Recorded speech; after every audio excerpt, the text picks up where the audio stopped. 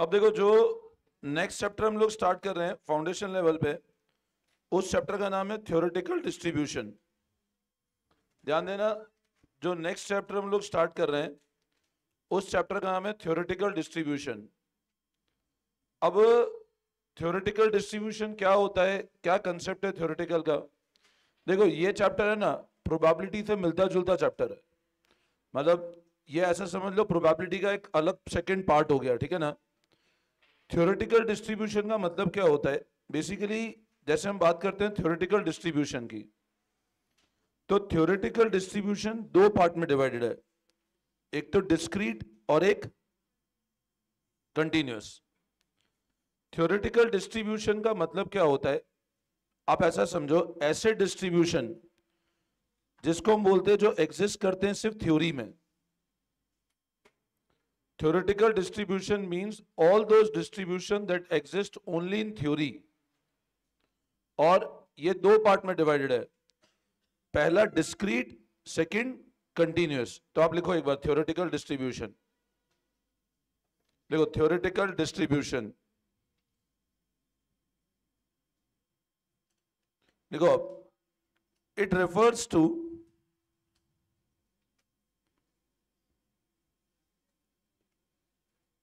all those distributions that exist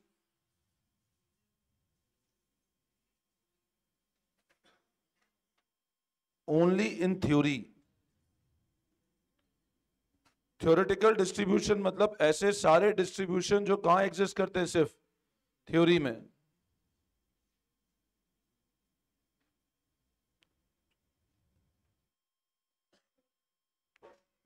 अब ऐसे बनाओ एक टेबल, थ्योरेटिकल डिस्ट्रीब्यूशन, ऐसे दो फॉर्मेट बनाओ। Theoretical distribution refer to all those distribution that exist only in theory. ये नोट कर लिया सबने?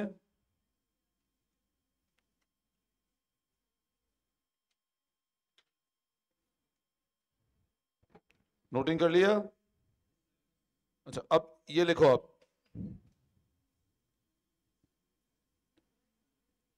Types of theoretical distribution.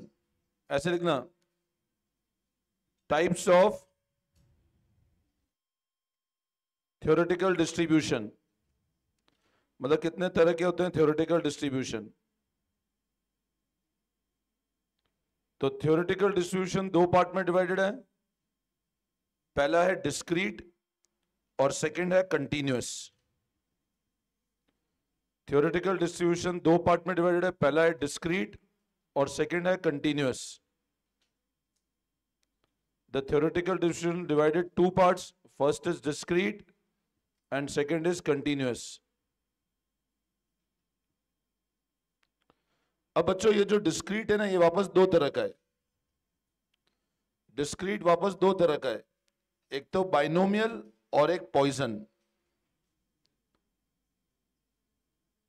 Discrete दो तरह का है, one is binomial and one is Poisson. ये POISSON है ना? हाँ, नहीं तो आधे लोग इसको पॉइजन समझ रहे हैं। दिस इज पॉइजन डिस्ट्रीब्यूशन, और कंटिन्यूअस है normal distribution. Theoretical probability distribution दो तरह के बच्चों, एक तो बाइनोमियल और एक कौन सा है, पॉइजन। और कंटिन्यूअस एक है नॉर्मल डिस्ट्रीब्यूशन।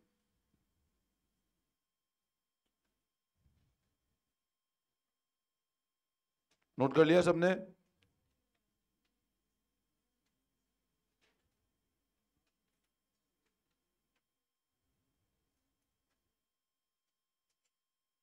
अब देखो, यहां पर ये समझना, जब मैं बात करता हूं बाइनोमियल की और जब मैं बात करता हूं पॉइजन की, ये डिस्ट्रीब्यूशन कौन से हैं, डिस्क्रीट, और ये वाला है कंटिन्यूअस। अब डिफरेंस क्या है डिस्क्रीट और कंटिन्यूअस में, समझना। सब लोग इधर ध्यान से सुनना। अब ये नोटिंग कर लिया? ठीक है, ध्यान दो। देखो, मैंने आपको ये बताया थ्योरेटिकल डिस्ट्रीब्यूशन मतलब ऐसे डिस्ट्रीब्यूशन जो कहां एग्जिस्ट करते हैं, सिर्फ थ्योरी में। और ये दो पार्ट में डिवाइडेड है, एक तो डिस्क्रीट और एक कौन सा, कंटिन्यूअस। डिस्क्रीट बेटा वापस दो पार्ट में है, एक तो है बाइनोमियल और एक है पॉइसन, और कंटिन्यूअस में नॉर्मल डिस्ट्रीब्यूशन। सब लोग इधर ध्यान देंगे ना। अब ये जो बाइनोमियल, मैं सबसे पहले डिस्क्रीट और कंटिन्यूअस का डिफरेंस बताता हूं। देखो डिस्क्रीट मतलब क्या होता है, कभी भी हमको प्रोबेबिलिटी निकालनी है तो that will be calculated only for a whole number. Discrete मतलब क्या होता है, कभी भी प्रोबेबिलिटी एस्टिमेट करनी है तो प्रोबेबिलिटी सिर्फ होल नंबर की निकल, जैसे मान लो मैंने ऐसा बोला मेरे को प्रोबेबिलिटी निकालनी है 2.5 की, तो बाइनोमियल 2.5 की नहीं निकाल सकता। डिस्क्रीट मतलब आप डेसिमल में प्रोबेबिलिटी नहीं निकाल पाओगे। आप प्रोबेबिलिटी 1 की निकाल सकते हो, 2 की निकाल सकते हो, 3, ये डिस्क्रीट वेरिएबल होते हैं। और कंटिन्यूअस मतलब जैसे होता है ना, अपन डिस्क्रीट सीरीज बनाते हैं 10, 20, 30, 40 और 50, मैंने ऐसे डिस्क्रीट बनाई। अब कंटिन्यूअस में मैंने बोला 0 से लेकर 10, अब 0 से लेकर 10 मतलब 2.5 भी इसके बीच में आ जाएगा, 3.5 भी इसके बीच में आएगा। अगर हम लोग डिस्क्रीट की बात करते हैं, अगर हम लोग डिस्क्रीट की बात करते हैं, डिस्क्रीट मतलब होता है प्रोबेबिलिटी कैलकुलेट करना होल नंबर की। जैसे मान लो मेरे को ऐसा बोला है कि प्रोबेबिलिटी आपको निकालनी है x ग्रेटर देन 2.5। अब x किससे बड़ा हो बच्चों, तो ये इस केस में स्टार्ट ही 3 से होगा, ध्यान रखना, क्यों अगला होल नंबर कौन सा है। और मान लो अगर ऐसा बोला है कि x लेस देन 2.5 है और ये केस बाइनोमियल और पॉइजन में है, तो इस केस में आप 0, 1 और कहां तक लोगे, मैक्सिमम 2। बट यही अगर ऐसा केस है और नॉर्मल वाला केस है, तो नॉर्मल में कंटिन्यूअस मतलब डेसिमल भी एप्लीकेबल है। तो यहां पर यह चीज समझना, जब मैं डिस्क्रीट की बात कर रहा हूं, डिस्क्रीट मतलब क्या होगा, होल नंबर की प्रोबेबिलिटी निकालना। मतलब जब भी हम लोग बच्चों प्रोबेबिलिटी होल नंबर की निकालेंगे तो वो कहलाएगा डिस्क्रीट प्रोबेबिलिटी डिस्ट्रीब्यूशन। और कंटिन्यूअस मतलब आप डेसिमल के अंदर भी प्रोबेबिलिटी निकाल सकते हो। Getting my point. तो पॉइजन और बाइनोमियल डिस्ट्रीब्यूशन में हमेशा एक बात ध्यान रखना, जब मैं बात करता हूं बाइनोमियल और पॉइजन की, तो यहां पर एक चीज हमेशा ध्यान रखना, प्रोबेबिलिटी जो निकलेगी that will always be estimated for whole number. It can be 1, it can be 2, it can be 3, it can be 4, whole number होना चाहिए। और जब मैं बात करूंगा नॉर्मल डिस्ट्रीब्यूशन की, तो probability can also be calculated for a decimal. आई बात समझ में, तो लिखो नेक्स्ट लाइन में, in case of discrete distribution,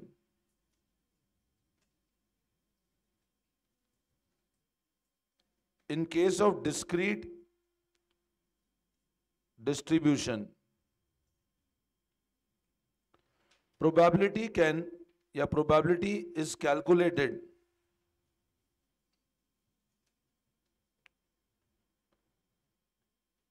only for whole number.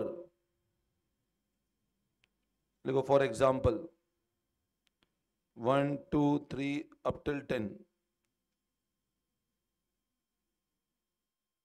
ये 10 कोई रेस्ट्रिक्शन नहीं है ना, ये 100 तक भी हो सकता है, ये मैंने एग्जांपल के लिखा है 10 तक, है ना। And decimal probability can not be estimated.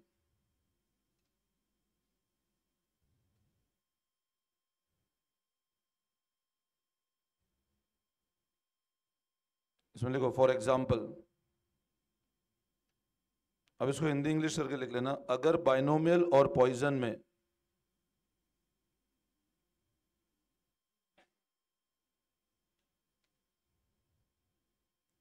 Probability x less than 2.5 calculate करना है, then it will be probability 0 plus probability 1 plus probability 2। क्यों 2 होल नंबर के बाद अगला 2.5 के पहले होल नंबर पिछला 2 ही आ रहा है ना। ये एग्जांपल लिखा है मैंने, है ना। एग्जांपल बाइनोमियल और पॉइजन में probability x less than 2.5 calculate करना है, तो प्रोबेबिलिटी 0, 1 और 2 ही होगी।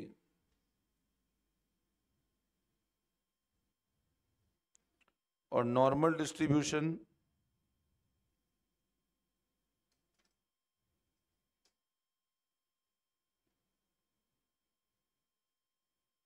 कैन कैलकुलेट प्रोबेबिलिटी फॉर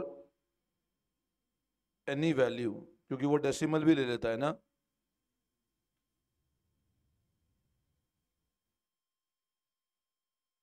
कैसे होगा वो आगे सीखेंगे ना, अभी सिर्फ नोटिंग कर लो। मैं फिर रिपीट कर रहा हूं, डिस्क्रीट डिस्ट्रीब्यूशन में probability can be calculated only for whole number. For example 1 2 3 ऐसे 10 तक, मतलब होल नंबर ही निकलेगा, डेसिमल नहीं होगा। And decimal probability can not be calculated.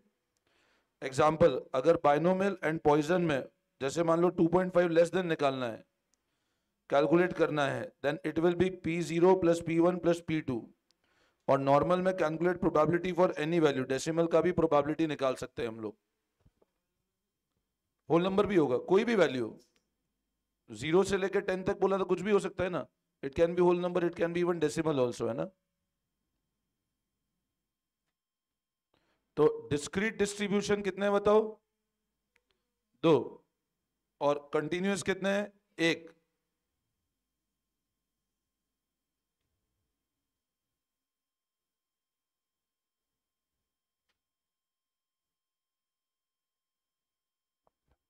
Noting कर लिया? कर लो फटाफट एक बार।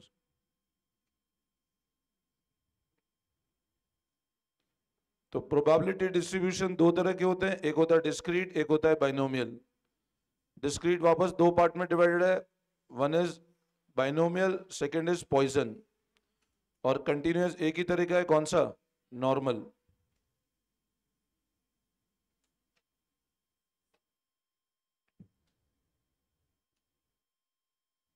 सबने कर लिया कॉपी? वापस समझाओ, एनी डाउट? तो देखो, यहां तक कोई डाउट किसी को? क्लियर है? जो आ जाओ डायरेक्ट क्वेश्चंस में।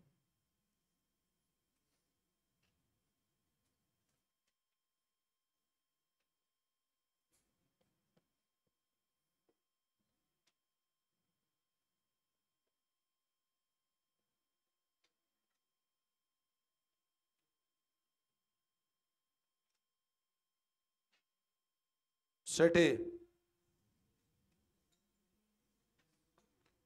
Set A, set A first का option number B. A theoretical distribution does not exist, exist in theory, exist in real life, both B and C. So exist in theory.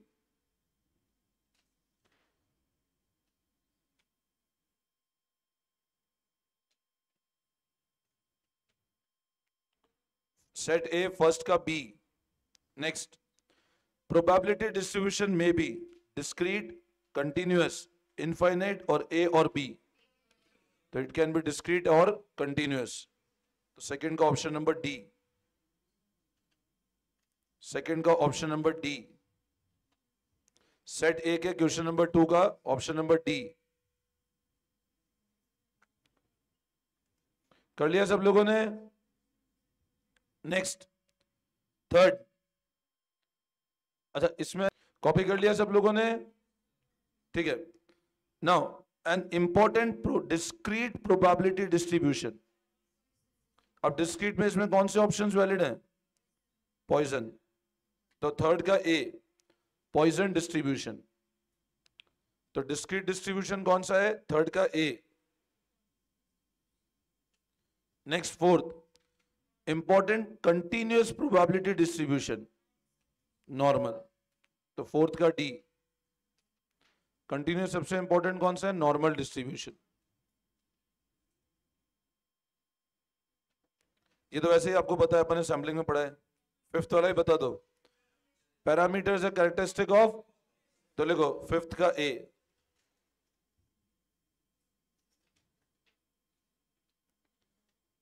Sixth, an example of parameter is sample mean, binomial, population mean, population sample size, population mean। जहां population में parameter है, 6 का b। बोलो यहां तक समझ आया? अब ये जो अपन ने अभी क्वेश्चन किए बेसिक जितना मैंने पढ़ाया उसको कवर कर रहे थे, यहां तक कोई दिक्कत? सबको क्लियर है? अब इसके बाद जो क्वेश्चन हम लोग कर रहे हैं वो डिस्कस कर रहे हैं। पहला डिस्ट्रीब्यूशन इसका है बाइनोमियल। तो अब लगाओ पहला हेडिंग लिखो बाइनोमियल डिस्ट्रीब्यूशन। अब लगाओ पहली हेडिंग बाइनोमियल डिस्ट्रीब्यूशन।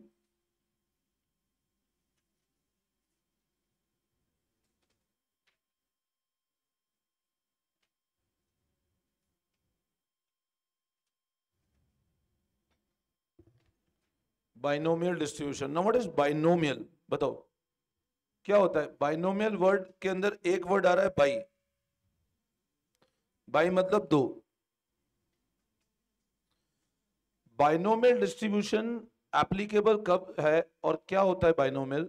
तो यहां पे समझना, बाइनोमियल डिस्ट्रीब्यूशन एप्लीकेबल जब भी कोई इवेंट के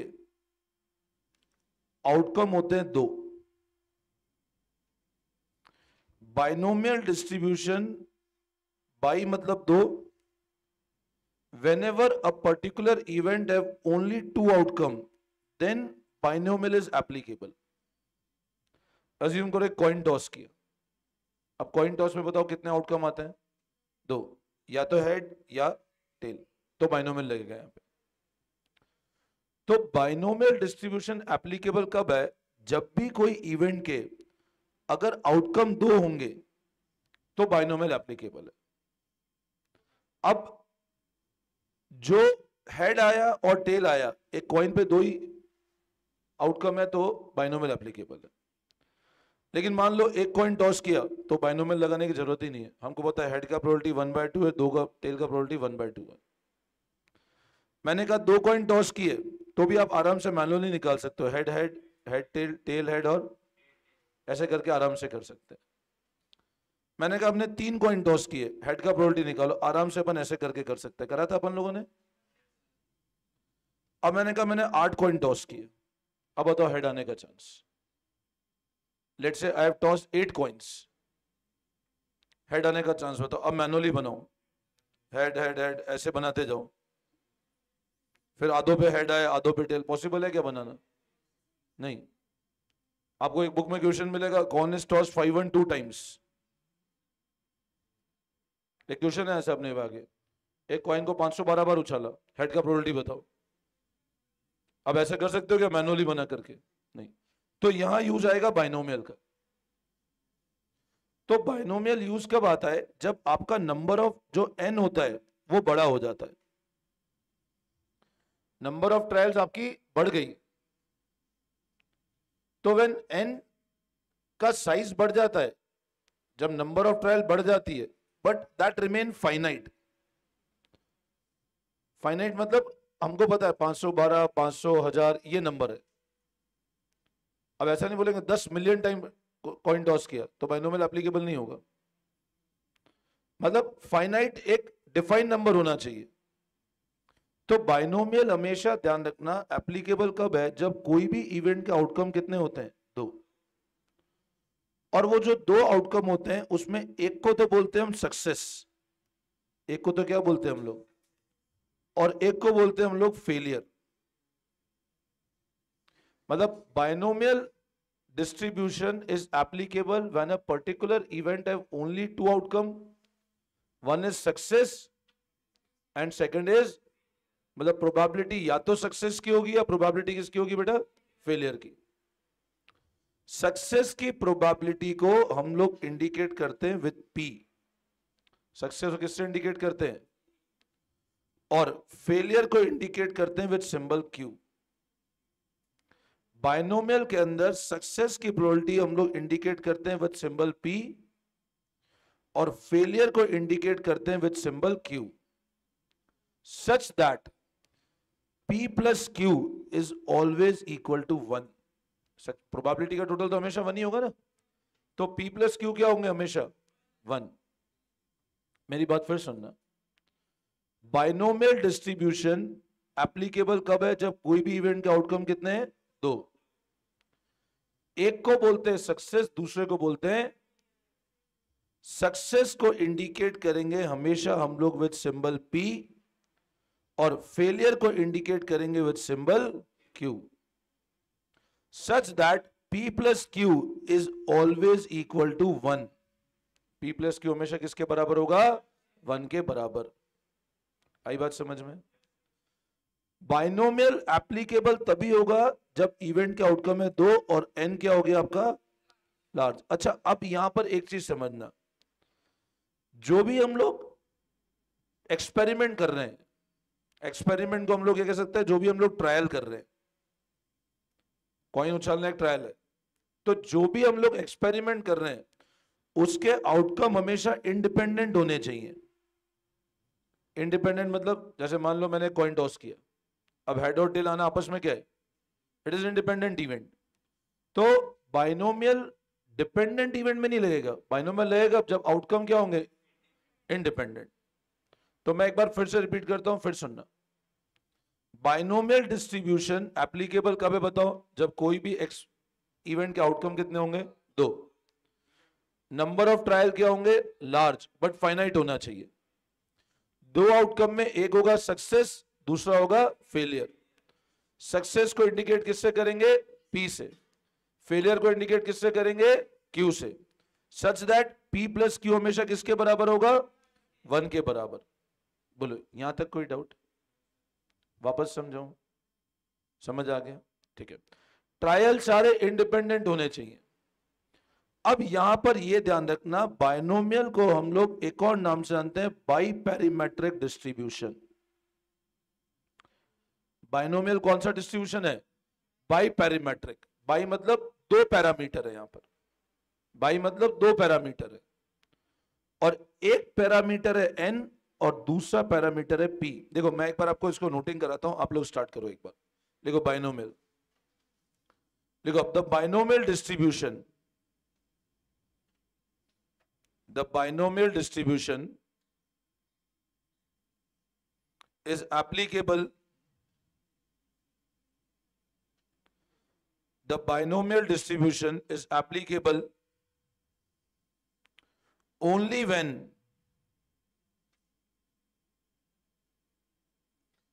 the binomial distribution is applicable only when the particular event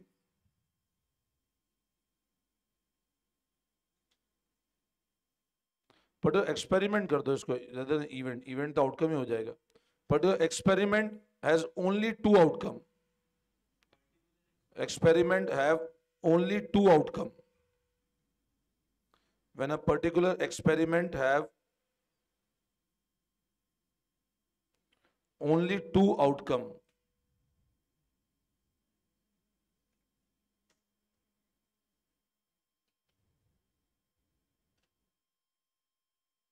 this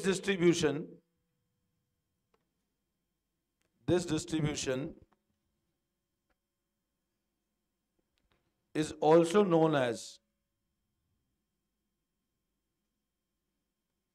अब मैं एक्सपेल कर रहा हूं, लिखना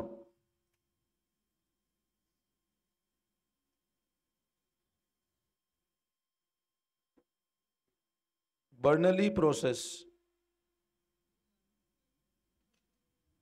Bernoulli process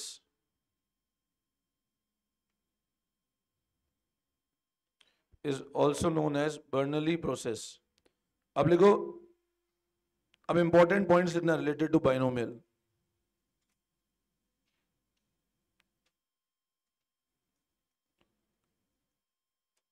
to binomial distribution important point लिखो बाइनोमियल से जुड़े हुए जो है। लिखो point number 1,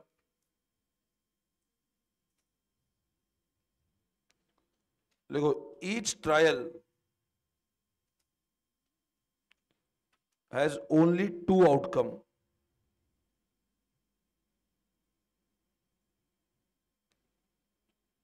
Success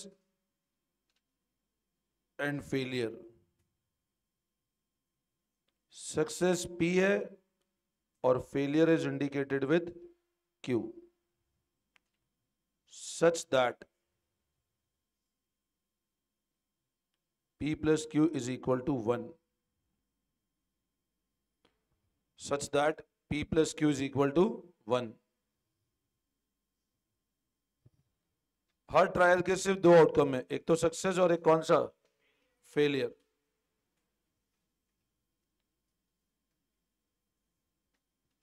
P success है और Q क्या है, फेलियर. और P प्लस Q किसके बराबर होगा, 1 के बराबर.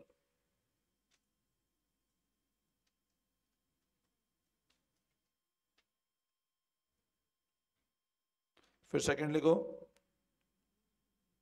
All trials are independent. All trials are independent. All trials are independent and mutually exclusive. Mutually exclusive मतलब ये होगा तो वो नहीं होगा, और X होगा तो Y नहीं होगा, Y होगा तो X. हमने पढ़ा था ना म्यूचुअली एक्सक्लूसिव. हाँ, मतलब दोनों एक साथ नहीं हो सकते, दो इवेंट एक साथ नहीं हो सकते, mutual exclusive.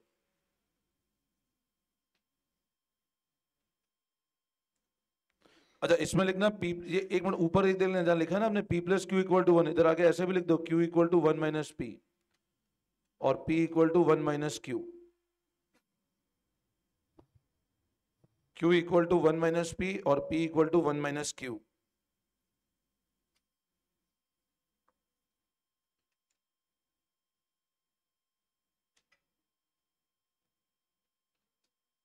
Third, binomial distribution, ये शॉर्ट फॉर्म कर दो. Binomial distribution is also known as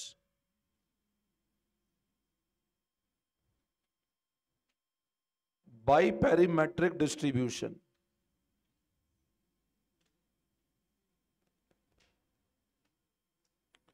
And there are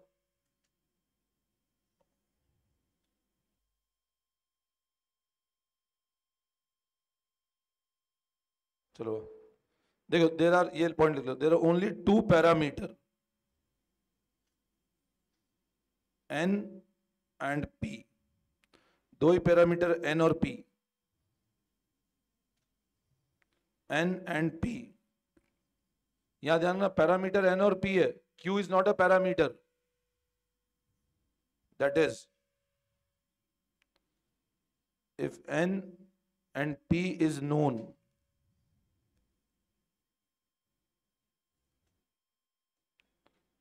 then we can estimate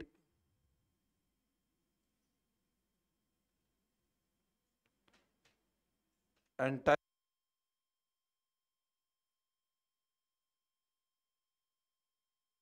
is also known as biparametric distribution. There are only two parameters N and P. N and P is known, you can estimate entire binomial distribution.